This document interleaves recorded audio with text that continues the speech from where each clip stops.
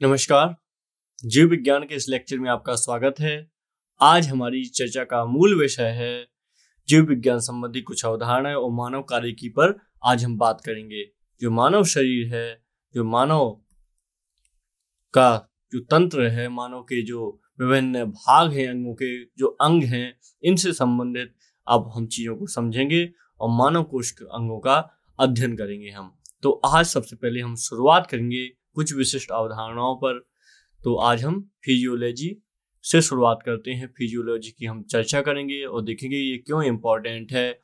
Exam point of view से तो महत्वपूर्ण है ही, लेकिन आप अगर इसको देखेंगे तो आपके लॉजिक के हिसाब से, आपके नॉलेज के हिसाब से, खुद को जानने के हिसाब से, खुद के शरीर के ऊपर कुछ जिज्ञासाएं होती हैं, उनको जानने के हिसाब से भी ये लेक्चर आपके लिए महत्वपूर्ण रहेगा। तो इस लेक्चर को इत्मीनान से ध्यान से सुनिएगा। आइए बात करते हैं सबसे पहले होमोस्टैसिस पर। यह होमोस्टैसिस क्या होता है? तो होमोस्टैसिस जीवित प्राणियों द्वारा बनाई रखी गई स्थिर आंतरिक रासायनिक और भौतिक स्थितियों की स्थिति है। जीवित प्राणियों के द्वारा बनाए रखी गई स्थिर आंतरिक और रासायनिक भौतिक स्थितियों की स्थिति होती है। आइए इसका अर्थ समझते हैं। तो जो होमोस्टैसिस का सिद्धांत पहली बार एक फ्रांसीसी फिजियोलॉजिस्ट बर्नार्ड द्वारा दिया गया था और पहली बार उपयोग 1926 में वाल्टर ब्रैडफोर्ड केनन के द्वारा इस शब्द का प्रयोग किया गया था। ये प्राचीन ग्रीक शब्द का एक शब्द है जो होमोस्टैसिस आप देख रहे हैं। ठीक है, तो ये शब्द के बारे में हमने चर्चा की। आइए अब होमोस्टैसिस क्या होता है इसके बारे में जानते हैं। तो जीवों के अस्तित्व के लिए होमोस्टैसिस काफी महत्वपूर्ण होता है। इसे अक्सर बाहरी वातावरण में परिवर्तन के प्रतिरोध को रूप में देखा जाता है, बाहरी वातावरण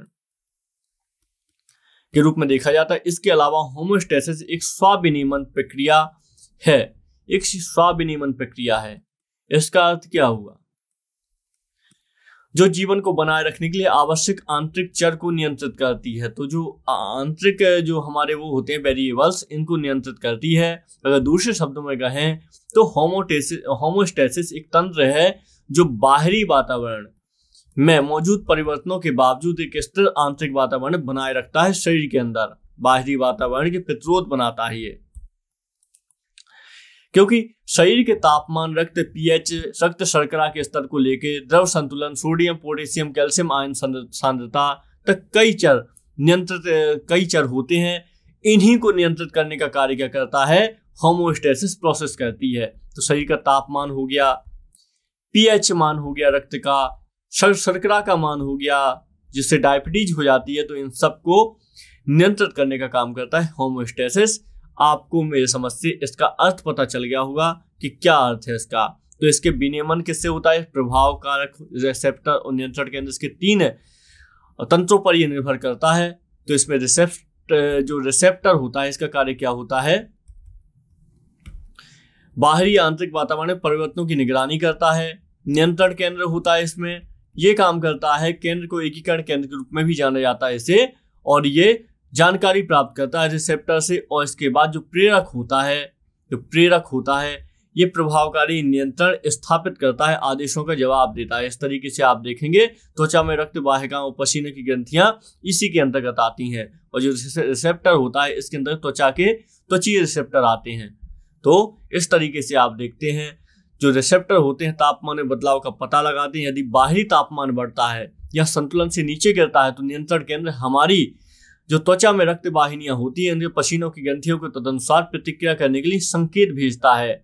इससे क्या होता है? यदि तापमान बहुत अधिक गर्म है तो रक्त वाहिकाएं फैल जाती हैं और शरीर के तापमान में गिरावट आ जाती है। इस तरीके से आप देखते हैं पसीनों की ग्रंथियां बॉसिडिलेशन के साथ पसीना पैदा करती हैं। यदि बाहरी तापमान बहुत ठंडा है तो रक्त वाहिकाएं सिकुड़ जाती हैं और ऐसे में शरीर को गर्म रखने का प्रदान करती है। तो आप समझ गए होंगे शरीर के अंदर की चीजों को नियंत्रित करने के लिए होमोस्टैसिस का बहुत इंपॉर्टेंट प्रक्रम है।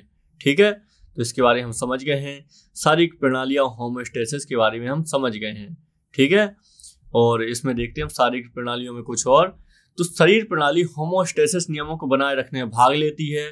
शरीर प्रणाली का क्योंकि उद्देश्य कई नियंत्रण तंत्रों का वर्णन करना होता है, इसमें होमोस्टैसिस में योगदान करती हैं। आप देखेंगे जो प्लेटलेट्स होती हैं, ये भी एक तरीके का यही कार्य करती हैं। प्लेटलेट्स है यह रक्त का थक्का जमने में सहायता करती हैं। लाल रक्त कोशिकाएं, लाल रक्त कणिकाएं आरबीसी जिनको बोलते हैं, ये हाइड्रोजन और ऑक्सीजन के आयनों में परिवहन में मदद करती हैं।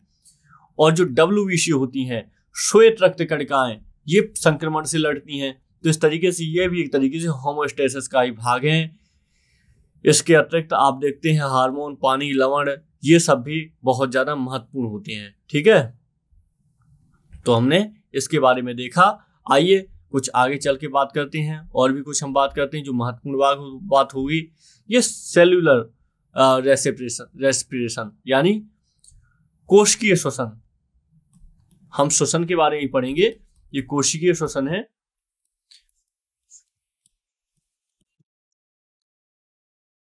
तो हमने जब कोशिका पढ़ी थी तो हमने इसमें देखा था कि कोशिकीय श्वसन किस तरीके से होता है। इसमें जो कोशिका श्वसन के दौरान जो सेल जो न्यूट्रिएंट्स को कन्वर्ट करती है, ये एटीपी के फॉर्म में न्यूट्रिएंट को, जो एटीपी के फॉर्म में ऊर्जा को भी रिलीज करती है, जो इसको एडेनोसिन ट्राइफॉस्फेट बोलते हैं एटीपी को। इसके लिए क्रेब्स चक्र के द्वारा इसको मापा जाता है, क्रेब्स चक्र। तो हमने इस संबंध में काफी सारी बात की थी। ठीक है, तो आइए कोशिकीय श्वसन को और समझ लेते हैं। तो हम जानते हैं जो श्वसन होता है जीवित जीवों के द्वारा जीवित रहने के लिए सबसे आवश्यक क्रियाओं में से एक होता है। हम श्वसन के बारे में जानते हैं। इस प्रक्रिया के द्वारा क्या होता है, हम जो पोषक तत्व प्रदान करते हैं उन्हें उपयोगी ऊर्जा में परिवर्तित किया जाता है, जो कोशिकीय श्वसन होता है। ठीक है, तो कोशिकीय स्तर पर होने वाले श्वसन को ही कोशिकीय श्वसन कहा जाता है। कोशिका भी श्वसन करती है, आपको पता होना चाहिए। ठीक है, तो इस तरीके से कोशिकीय श्वसन को हम और देखें तो रासायनिक ऊर्जा से प्राप्त एडेनोसिन ट्राइसोडियम नामक रसायन में परिवर्तित हो जाते हैं, एटीपी में परिवर्तित हो जाते हैं। तो परमाणु के अंदर होने वाली खुराक का ये एक सेट होता है जो एटीपी अंदर। तो इस तरीके से आप देखेंगे इन संबंधित ये दो प्रकार की होती हैं, अपचयन होती है, उपचयन होती है। अपचयन और उपचयन होती है। ठीक है, उपचयन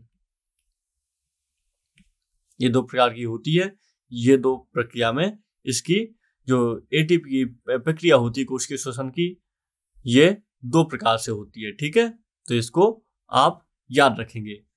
तो हमने कोशिकीय श्वसन के बारे में देखा, इसको हम बेहतर तरीके से पहले भी हालांकि पढ़ चुके हैं, तो इसलिए हम बहुत ज्यादा इसमें ध्यान नहीं देंगे।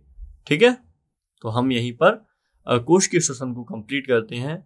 और आइए अब बात करते हैं एक अगले लेक्चर पर नर्वस सिस्टम यानी तंत्रिका तंत्र पर, अगले टॉपिक पर। तंत्रिका तंत्र ये बहुत महत्वपूर्ण है। तंत्रिका तंत्र है, आइए इसको बेहतर से समझते हैं, विस्तार समझते हैं एग्जाम पॉइंट ऑफ व्यू से। तो हम जानते हैं तंत्रिका तंत्र के बारे में, हमने ऐसा बात भी की थी शुरुआत में कि तंत्रिका तंत्र में कभी भी कैंसर नहीं होता है, क्योंकि इसकी कोशिकाएं विभाजित नहीं होती हैं। इसके अतिरिक्त हमने बहुत सारी बातें कही थी, क्योंकि ये बॉडी के जो सिस्टम को है कंट्रोल करता है। तो जो तंत्रिका होता है, ये ऊतक की इकाई को, तंत्रिका ऊतक की इकाई को न्यूरॉन कहा जाता है। ठीक है, न्यूरॉन कहा जाता है तंत्रिका ऊतक की जो इकाई होती है, या इसे तंत्रिका कोशिका भी कहते हैं। तंत्रिका कोशिका भी कहते हैं, इसको न्यूरॉन कहा जाता है, या इसको तंत्रिका कोशिका भी कहते हैं। ये शरीर की सबसे लंबी कोशिकाएं होती हैं। ये शरीर की सबसे लंबी कोशिकाएं हैं। विविध तंत्रिका कोशिकाओं के अक्षीय तंतुओं तथा ये एक्सॉन्स एवं डेंड्राइट्स के बीच संपर्क बिंदु होते हैं, जिन्हें सिनेप्सस कहते हैं। तो ये एक शब्द है जो आपको संबंधित अभी समझा दिए जाएंगे। तो तंत्रिका कोशिकाएं आप देखेंगे संवेदी तंत्रिका कोशिकाएं होती हैं।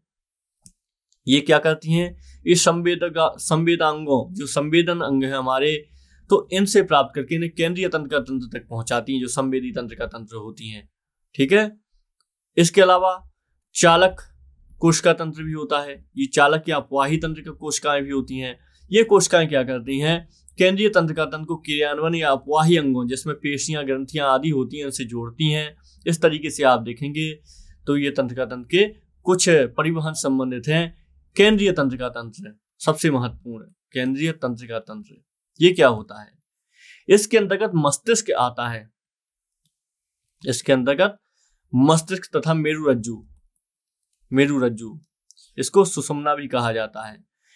तो इसके अंदर मस्तिष्क तथा मेरुरज्जु स्पाइनल कॉर्ड बोलते हैं आते हैं, जो केंद्रीय तंत्रिका तंत्र है। ठीक है, यह तंत्र शरीर की सभी क्रियाओं का नियमन और नियंत्रण करता है। जो परिधीय तंत्रिका तंत्र के अंतर्गत शाखान्वय तंत्रिकाएं आती हैं। इसके अलावा परिधीय तंत्रिका तंत्र, ये कुछ प्रकार होते हैं तंत्रिका तंत्र के। ठीक है, शाखाएं तंत्रिका आती हैं जो पूरे शरीर में जालवत फैली होती हैं। इसके अंतर्गत कैर्नियल स्पाइनल तंत्रिकाएं आती हैं।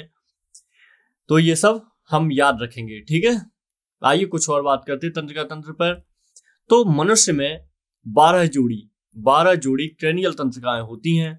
कितनी क्रैनियल तंत्रिकाएं?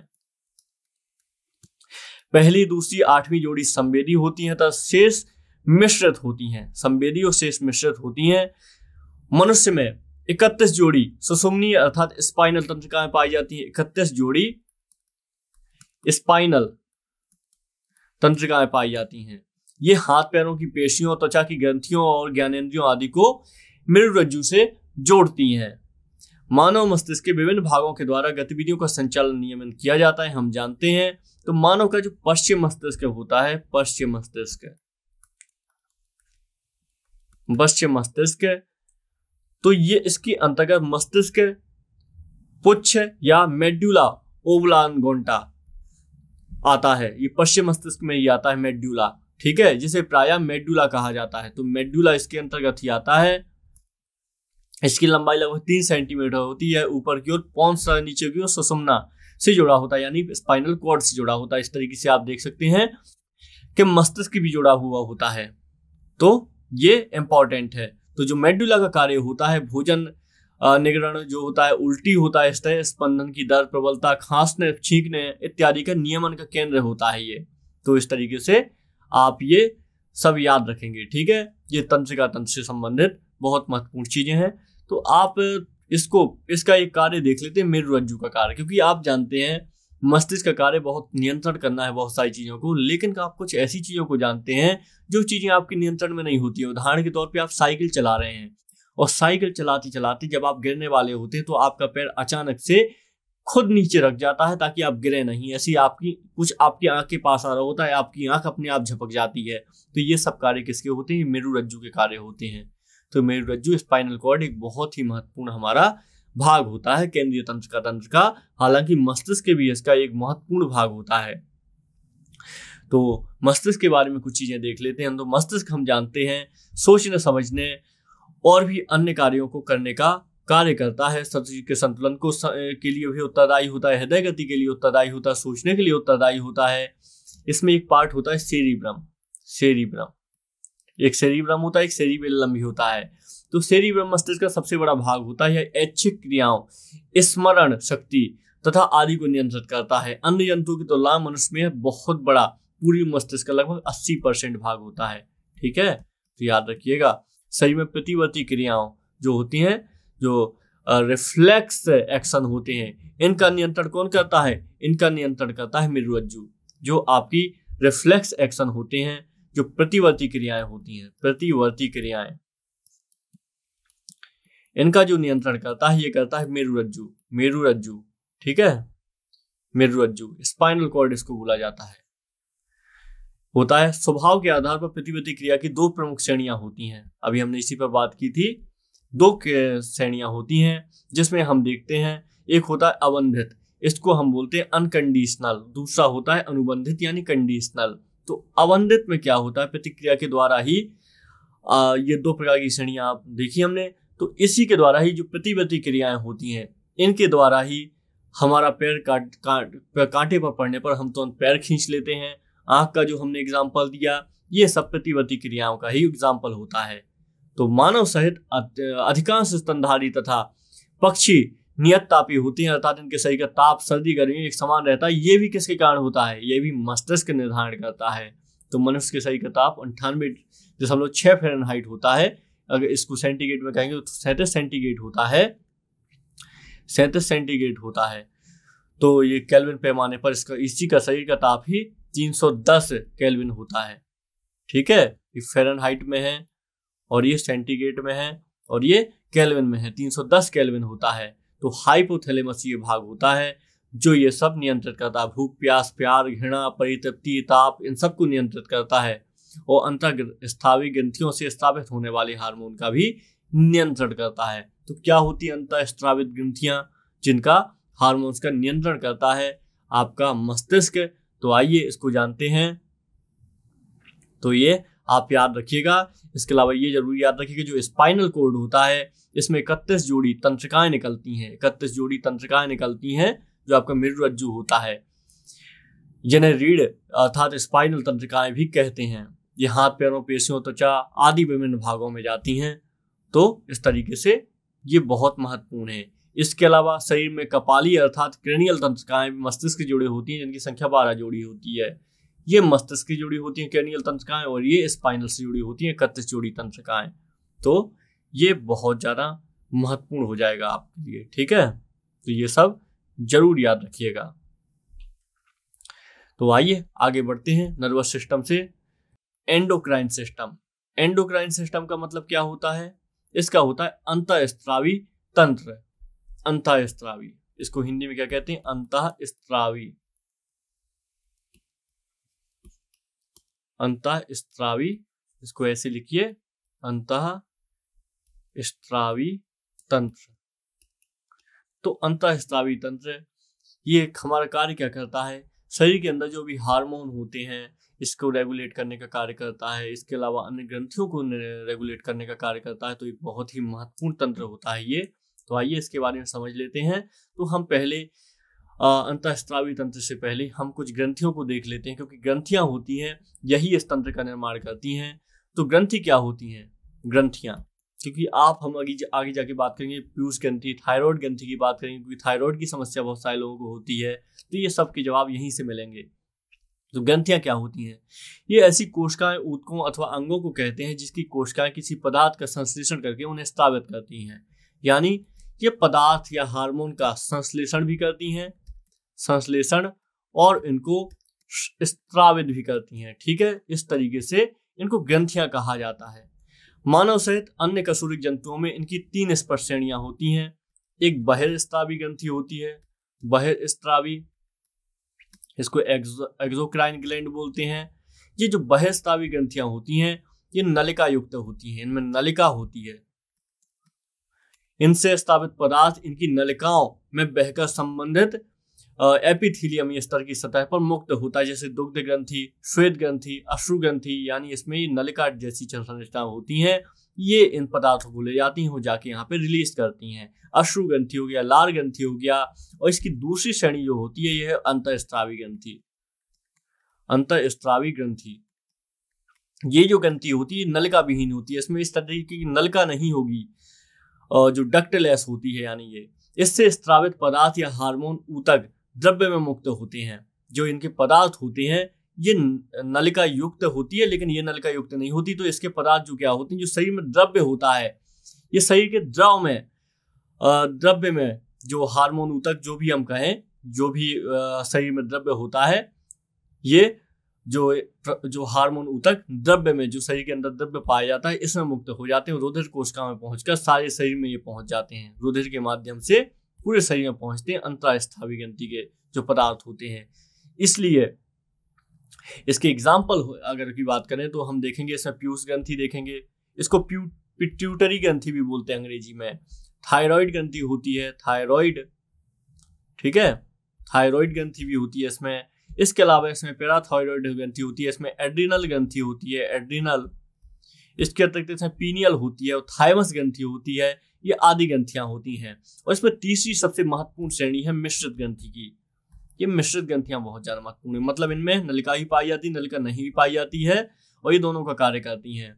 तो मिश्रित ग्रंथियां क्या होती हैं? जिनमें बहिर्स्रावी, अंतःस्रावी दोनों प्रकार के ऊतक कोशिकाएं होती हैं, इनको मिश्रित ग्रंथियां बोलती हैं। जैसे कि अग्नाशय, अग्नाशय एक मिश्रित ग्रंथि भी है और एक अग्नाशय मिश्रित ग्रंथि है, यानी ये स्रावी, बहिर्स्रावी है, अंतःस्रावी ग्रंथि है। तो अग्नाशय के बारे में हम जानते हैं, इससे क्यों ये मिश्रित ग्रंथि है? क्योंकि इसके पाचक एंजाइम तथा इसकी लैंगरहैंस की दीपिकाओं की बीटा कोशिकाओं से इंसुलिन, अल्फा कोशिकाओं से ग्लूकागोन और डेल्टा कोशिकाओं से नामक हार्मोन का स्त्रावण होता है। 3 हार्मोन का स्त्रावण होता है इससे। ठीक है, यदि अग्नाशय में किन्हीं कारणों से खराबी आ जाए तो इन हार्मोन्स का निर्माण सुचारू रूप से नहीं हो पाता है। ये अग्नाशय का कार्य होता है, तो ये आप याद रखेंगे। इसके अतिरिक्त अग्नाशय के अतिरिक्त मिश्रित ग्रंथि वृषण भी मिश्रित ग्रंथि होता है, और महिलाओं में अंडाशय भी एक मिश्रित ग्रंथि होता है जो शरीर में होता है। तो करीब 2 मिश्रित ग्रंथियां होती हैं शरीर में, चाहे वो मादा हो चाहे वो नर हो। तो ये आपने मिश्रित ग्रंथियों के बारे में समझा। ये ग्रंथियां याद रखिएगा, ये बहुत ज्यादा महत्वपूर्ण है ग्रंथियां, क्योंकि इन ग्रंथियां बहुत कुछ डिसाइड करती हैं। तो अग्नाशय के बारे में हमने देखा, तो अग्नाशय से सिक्रेटिन, तो अग्नाशय को पाचक रस के उत्पादन के लिए प्रेरित उत्तेजित करने वाला हार्मोन सिक्रेटिन होता है, तो ये अग्नाशय रस का उत्पादन करता है। ठीक है, तो ये आप याद रखेंगे। ये बहुत ज्यादा महत्वपूर्ण जानकारी है जो हमने आपसे साझा की, जो ग्रंथियों के बारे में। आइए पिट्यूटरी ग्रंथि की बात कर लेते हैं, पीयूष ग्रंथि की बात कर लेते हैं। बहुत ही महत्वपूर्ण है पीयूष ग्रंथि। तो पीयूष ग्रंथि एक सूक्ष्म अंतःस्रावी ग्रंथि है। हम जानते हैं, हम पढ़ चुके हैं इसको, इसके बारे में। अंतःस्रावी ग्रंथि होती है ये गोल तथा भूरी लाल होती है।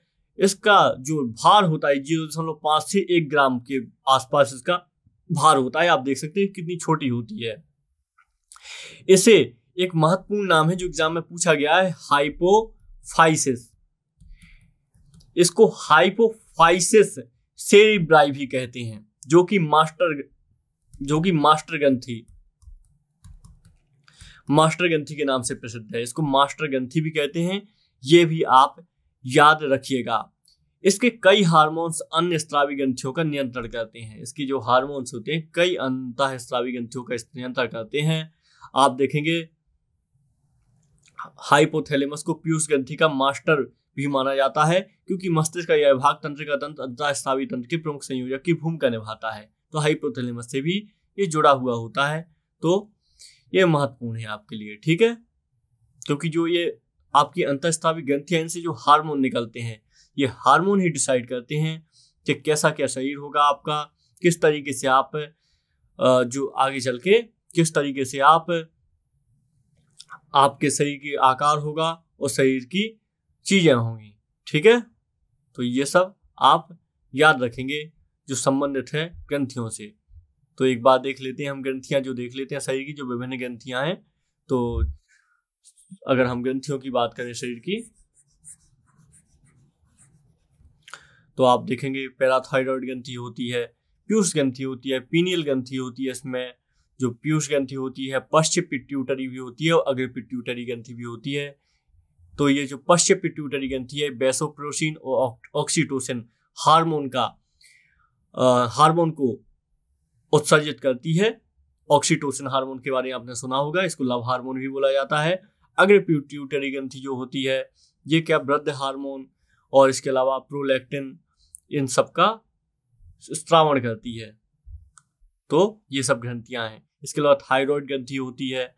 इसके अलावा थाइमस ग्रंथि, यकृत भी एक ग्रंथि होती है। वृक्क और किडनी से भी कुछ हार्मोन का स्त्रावण होता है।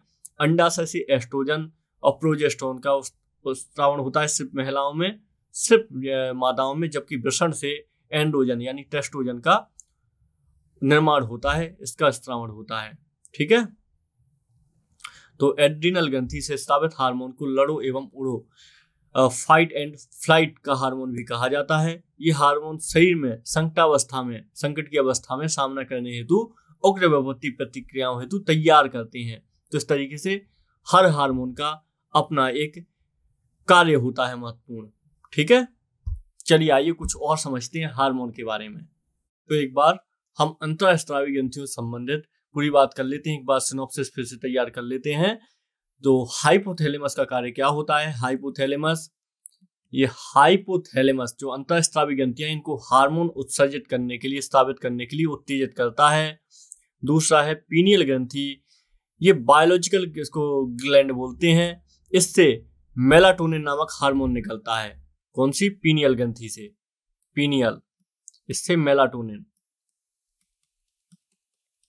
मेलाटोनिन हार्मोन निकलता है जो नींद लाने में सहायक होता है। ये नींद के लिए सहायक होता है। जो मेलाटोनिन हार्मोन होता है। ठीक है। तीसरा है थायराइड, इसको अबिटू भी कहा जाता है, थायराइड या इसको अबिटू ग्रंथि भी कहा जाता है, अबटू, और भी इसको कुछ नाम होते हैं।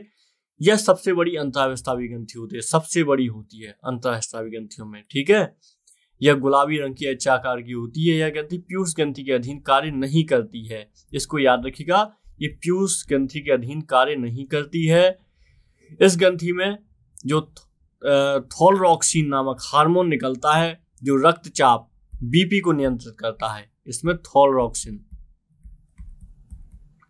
एक हार्मोन निकलता है, बीपी को नियंत्रित करता है। आयोडीन की कमी के कारण ये ग्रंथि फूल जाती है, सूज जाती है, इसको घेंगा रोग कहते हैं अगर इसमें आयोडीन की कमी हो जाए। थायराइड, लोग कहते हैं थायराइड हो गया है, उन्हें थायराइड की जांच करवानी है। इसी तरीके की चौथा है पाराथायराइड या पैराथायराइड। ये पैराथायराइड क्या होता है? इस ग्रंथि में रक्त में कैल्शियम तथा फास्फोरस की मात्रा को नियंत्रित करती है। ये ग्रंथि कैल्शियम और फास्फोरस की, यह ग्रंथि थायराइड के ठीक पीछे होती है, इसकी संख्या 4 होती है। ऐसी एक ग्रंथि है थाइमस। यह बक्ष गुहा छाती में पाई जाती है, इसका कार्य प्रोटीन का निर्माण करना होता है, किंतु 15 वर्ष की अवस्था के बाद यह कार्य करना बंद कर देती है, तो 15 साल तक ये काम करती है। एड्रिनल ग्रंथि एक बहुत ही महत्वपूर्ण ग्रंथि है, ये अधिवृक्क बोला जाता है इसे। इस ग्रंथि में आप देखते हैं, इस ग्रंथि को 4S3F भी कहते हैं, इसे आपातकालीन ग्रंथि भी कहते हैं। इससे एड्रेनलिन नामक हार्मोन निकलता है। ये हार्मोन क्या करता है? ये बीपी को नियंत्रित करता है, जो इससे हार्मोन निकलता है। ठीक है, एड्रेनलिन ग्रंथि से। और हार्मोन को इसको फायर एंड फाइट हार्मोन भी कहा जाता है, फायर एंड फ्लाइट यानी लड़ो और भागो, तो फायर एंड फ्लाइट का हार्मोन भी कहा जाता है। क्यों? क्योंकि ये अभी हमने बात की थी, ये डर जीवन रक्षक हार्मोन होता है और डर को उत्पन्न करता है, जिससे आपका शरीर संकट की अवस्था में बहुत तेज कार्य करने लगता है। तो ये आप एड्रिनल ग्रंथि का याद रखिए, रक्तचाप को नियंत्रित करता है। इसके अलावा जनन ग्रंथि भी होती हैं कुछ, इनको गोनेड ग्लैंड भी कहा जाता है। ये जनन क्रिया में भाग लेती हैं जनन ग्रंथियां। ठीक है, जैसे ओवरी टेस्टी होती है। तो जितने भी लैंगिक हार्मोन होते हैं जैसे स्पर्म ओवम, ये सभी स्टेरॉइड होते हैं। एक पीयूष ग्रंथि बहुत ज्यादा महत्वपूर्ण है। यह सबसे छोटी ग्रंथि, हमने इसके बारे में बात की थी थोड़ी देर पहले, इसका हमने भार भी देखा था 1 ग्राम के आसपास। यह मस्तिष्क के बीचों बीच पाई जाती है और शरीर के विभिन्न क्रियाकलापों को नियंत्रित करती है, इसलिए इसे मास्टर ग्रंथि भी कहा जाता है। और ये थायराइड ग्रंथि बस इसके नियंत्रण में नहीं होती है, ये याद रखिएगा। तो कौन कौन से हार्मोन निकलते हैं पीयूष ग्रंथि से? इससे THS हार्मोन निकलता है। यह हार्मोन थायराइड ग्रंथि से थायरॉक्सिन निकलने में उत्तेजित करता है। थायराइड ग्रंथि को आयोडीन कमी के कारण कमी होती है तो थायरॉक्सिन नहीं बनाता और बीमारी घेंगा हो जाती है। एक होता है इससे STH हार्मोन निकलता है, यह वृद्धि को नियंत्रित करता है। और एक होता है LTH हार्मोन, यह ऑक्सीटोसिन हार्मोन के साथ मिलकर दूध के स्राव में सहायक होता है मादाओं में। ठीक है, मिश्रित ग्रंथियों की हम बात कर चुके हैं। इसमें अग्नाशय होता है, यह दूसरी सबसे बड़ी ग्रंथि होती है। यह एक मिश्रित ग्रंथि है, पूर्ण पाचक एंजाइम इससे निकलते हैं। ठीक है, तो ये अग्नाशय भी बहुत महत्वपूर्ण है।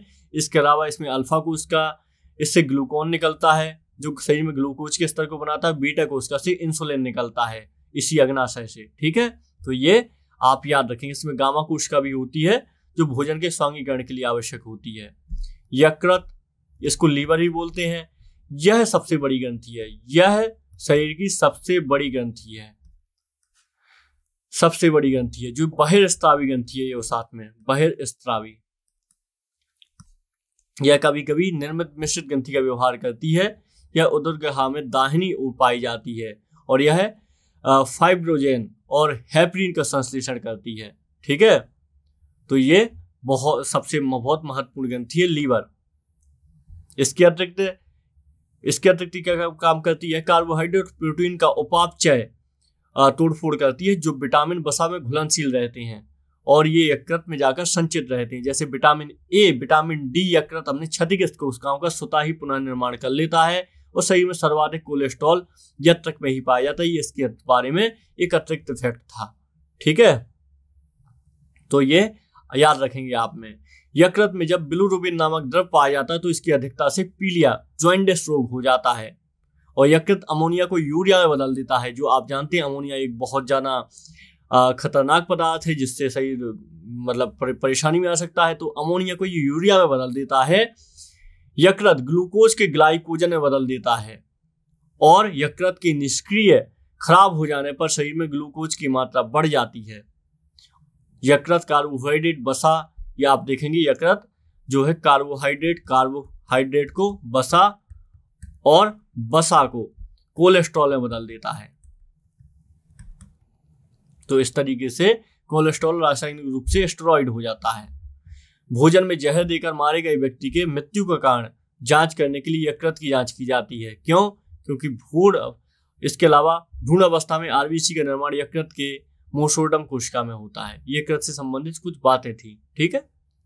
तो शरीर में पाए जाने वाला यह खाली स्थान जिसमें कोई आंतरिक अंग रहता है उसे गुहा कहते हैं। तो ये इसके अतिरिक्त ये अलग है, कुछ और बात थी, ठीक है। कुछ की गुहाएं भी होती हैं शरीर में, जैसे कपाल गुहा, मुख गुहा, वक्ष गुहा।